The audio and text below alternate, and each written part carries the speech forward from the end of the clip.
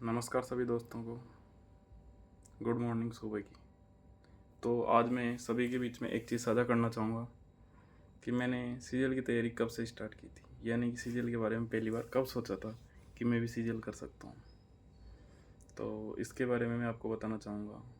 जब 2020 में कोविड का टाइम आया तो सभी लोग गांव में चले गए थे लगभग, तो हम भी गांव चले गए ये सोच के कि कोरोना आ गया, अब पता नहीं क्या होगा। गांव में रहने लगे। अब शुरू से पढ़ाई की आदत थी, तो घर पे गए तो एकदम से बिना पढ़े रहेंगे तो थोड़ा अच्छा नहीं लगता। जैसे कि एकदम से पढ़ाई के माहौल से बाहर गए तो पढ़ने की आदत हो चुकी थी पहले से ही। तो घर पे बैठे बैठे किताबें पढ़ना स्टार्ट किया।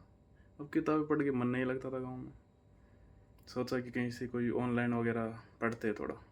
तो उस टाइम पे क्या हुआ कि मेरे बड़े पापा का लड़का था, भाई मतलब दोस्त के समान रहते थे हम, कुछ भी आपस में शेयर करते थे। तो उन्होंने क्या किया कि अपनी एग्ज़ाम के लिए कोर्स लिया। उसका एयरफोर्स की एग्ज़ाम थी उनके लिए इंग्लिश का कोर्स लिया गोपाल वर्मा सर का, जो कि कैरियर ऐप पर है। तो उन्होंने पढ़ना स्टार्ट किया। तो दोनों ने हमने मेरे फ़ोन में भी लॉगिन कर लेता था मैं, फिर कब मैं नहीं पढ़ता था तो वो लॉगिन कर लेते थे, वो नहीं पढ़ते थे तो मैं लॉगिन कर लेता था। इस तरह से हमने पढ़ाई स्टार्ट की।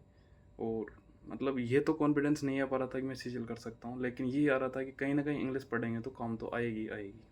इंग्लिश के बिना आजकल कुछ भी संभव नहीं है। मतलब कुछ तो नहीं, मतलब बहुत कुछ चीज़ें हैं जो इंग्लिश के बिना नहीं हो सकती। इसलिए सोच के तो इंग्लिश स्टार्ट कर दी मैंने। इंग्लिश पढ़ी, पूरा गोपाल वर्मा सर का बैच 100 रुपये का रजिस्टर ला के पूरा अच्छे से पढ़ा।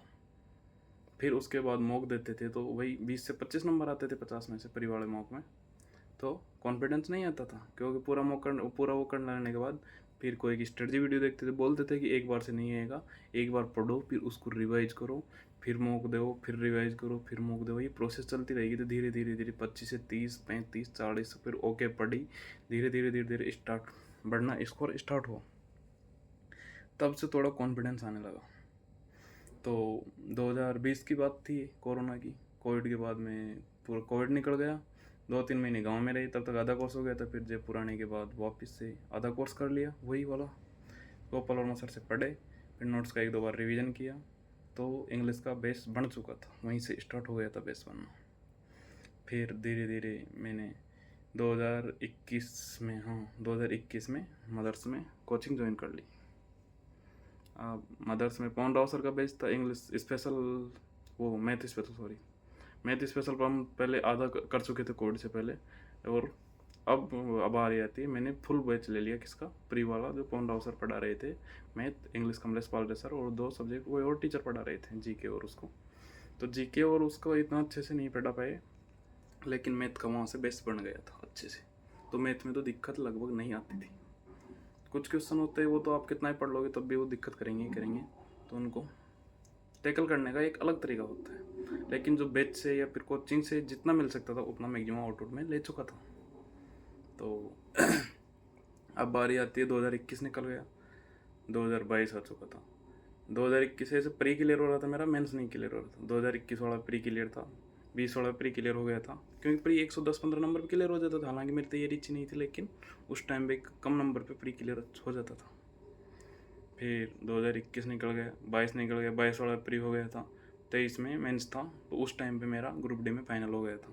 तो होता है ना, एक जॉब लगने के बाद सेंस ऑफ सिक्योरिटी आ जाती है।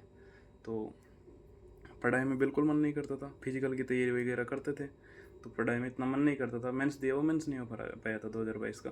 फिर मैं ग्रुप डी की जॉब करने लगा। जॉब करते करते मैंने प्री दिया, 2023 वाला प्री नहीं हुआ था। फिर 2024 में थोड़ा छुट्टियाँ वगैरह लेके और अच्छे से पढ़ाई करके पूरा जी जान लगा के कि अगर ये नहीं किया तो ग्रुप डी में ज़िंदगी भर रहना पड़ेगा, इसलिए मतलब पूरा जी जान लगा दिया था।